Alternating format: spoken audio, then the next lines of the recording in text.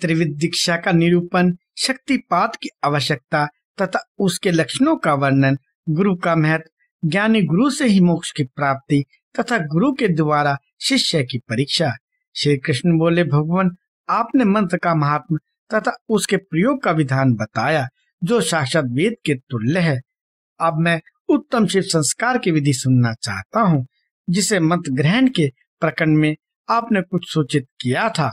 यह बात मुझे भूली नहीं है। उपमन्यु ने कहा, अच्छा, मैं तुम्हें शिव द्वारा कथित परम पवित्र संस्कार का विधान बता रहा हूँ, जो समस्त पापों का शोधन करने वाला है। मनुष्य जिसके प्रभाव से पूजा आदि में उत्तम अधिकार प्राप्त कर लेता है, उस षड् शोधन कर्म को संस्कार कहते हैं। संस्कार अर्थात शुद्धि करने से ही उसका नाम संस्कार है। यह विज्ञान देता है और पाश बंधन को क्षीण करता है, इसलिए इस संस्कार को ही दीक्षा भी कहते हैं। शिव शास्त्र में परमात्मा शिव ने शांभवी, शाक्ति और मांत्रिक 3 प्रकार की दीक्षा का उपदेश किया है। गुरु के दृष्टिपात मात्र से, स्पर्श से तथा संभाषण से भी जीव को जो तत्काल पाशों का नाश करने वाली संज्ञा सामयिक बुद्धि प्राप्त होती है, वह शांभवी दीक्षा कहलाती है। उस दीक्षा के भी 2 भेद है, तीव्रा और तीव्रतरा। पाशों के क्षीण होने में जो शीघ्रता या मंदता होती है, उसी के भेद से ये 2 भेद हुए हैं।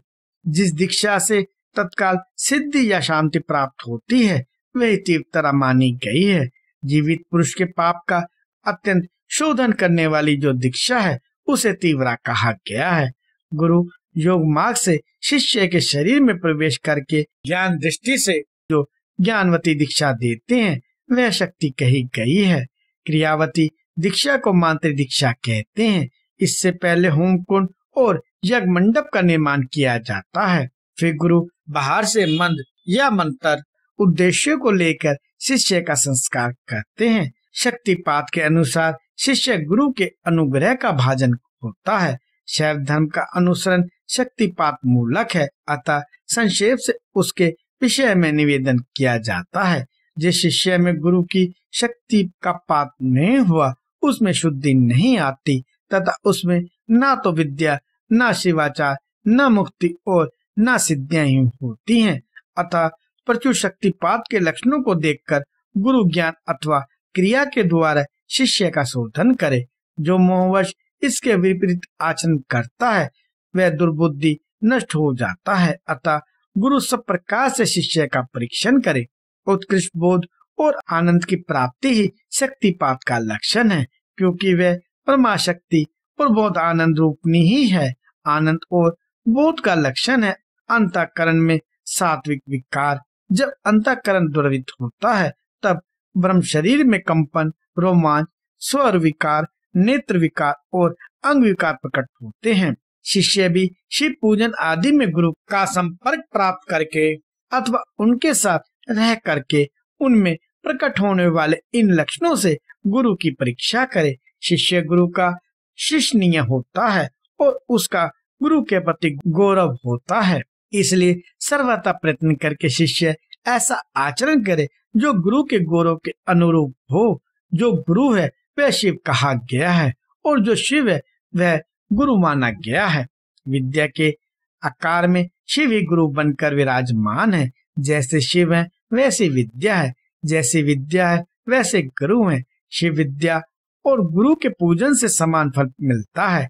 शिव सर्वदेवात्मक है और गुरु सर्वमंत्रमय। अतः संपूर्ण यंत्र से गुरु की आज्ञा को शिरोधार्य करना चाहिए। यदि मनुष्य अपना कल्याण चाहने वाला और बुद्धिमान है, तो वह गुरु के प्रति मन, वाणी और क्रिया द्वारा कभी मिथ्याचार, कपटपूर्ण बर्ताव ना करे। गुरु आज्ञा दे या ना दे, शिष्य सदा उनका हित और प्रिय करे।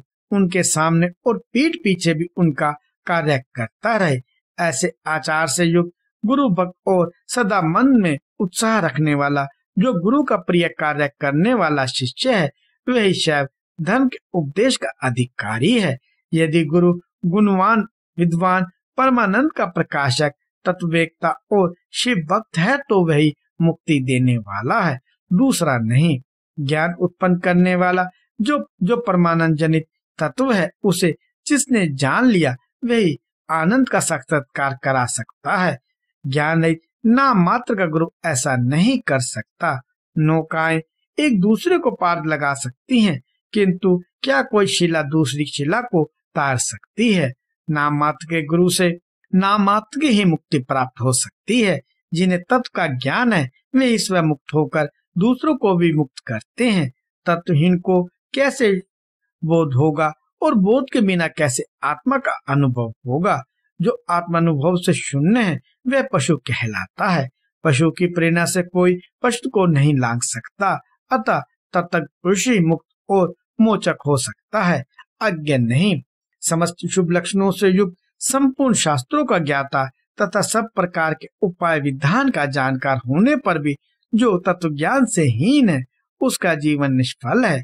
जिस पुरुष की अनुभव पर्यंत बुद्धि तत्व के अनुसंधान में प्रवृत्त होती है उसके दर्शन स्पर्श आदि से परमानंद की प्राप्ति होती है, अतः जिसके संपर्क से ही उत्कृष्ट बोध स्वरूप आनंद की प्राप्ति संभव हो, बुद्धिमान पुरुष उसी को अपना गुरु चुने, दूसरे को नहीं।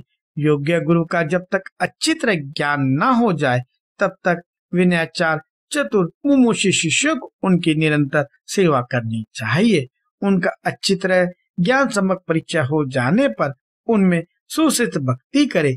जब तक तत्व का बोध न प्राप्त हो जाए तब तक निरंतर गुरु सेवा में लगा रहे। तत्व को न तो कभी छोड़े और न किसी तरह भी उसका उपेक्षा ही करे। जिसके पास एक वर्ष तक रहने पर भी शिष्य को थोड़े से भी आनंद और प्रमोद की उपलब्धि न हो वह शिष्य उसे छोड़कर दूसरे गुरु का आश्रय ले। गुरु को भी चाहिए कि वह अपने आश्रित ब्राह्मण जातीय शिष्यों की 1 वर्ष तक परीक्षा करे, क्षत्रिय शिष्यों की 2 वर्ष और वैश्य की 3 वर्ष तक परीक्षा करे। प्राणों को संकट में डालकर सेवा करने और अधिक धन लेने आदि का अनुकूल प्रतिकूल आदेश देकर उत्तम जाति वालों को छोटे काम में लगाकर और छोटों को उत्तम काम में नियुक्त करके उनके धैर्य और सहनशीलता की परीक्षा करे। गुरु के तिरस्कार आदि करने पर भी जो विषाद को प्राप्त नहीं होते वे ही संयमी, शुद्ध तथा शिव संस्कार कर्म के योग्य हैं। जो किसी की हिंसा नहीं करते, सबके प्रति दयालु होते, सदा हृदय में उत्साह रखकर सब कार्य करने की उदित रहते, अभिमान शून्य, बुद्धिमान और स्पर्धा रहित होकर प्रिय वचन बोलते, सरल कोमल स्वच्छ विनयशील सुस्थिर चित शोचाचार से संयुक्त और शिव भक्त होते, ऐसे आचार व्यवहार वाले दुर्जातियों को मन, वाणी, शरीर और क्रिया द्वारा यथोचित रीति से शुद्ध करके तत्व का बोध कराना चाहिए। यह शास्त्रों का निर्णय है। शिव संस्कार कर्म में नारी का स्वतः अधिकार नहीं है। यदि वह शिव भक्त हो तो पति की आज्ञा से उस संस्कार की अधिकारनी होती है। विधवा स्त्री का पुत्र आदि की अनुमति से और कन्या का पिता की आज्ञा से शिव संस्कार में अधिकार होता है। शूद्रों, पतितों और वंशंकरों के लिए श्रद्धा शोधन शिव संस्कार का विधान नहीं है। वे जो यदि परम कार शिव में स्वाभाविक अनुराग रखते हो तो शिव का चरणोदक लेकर अपने पापों की शुद्धि करें।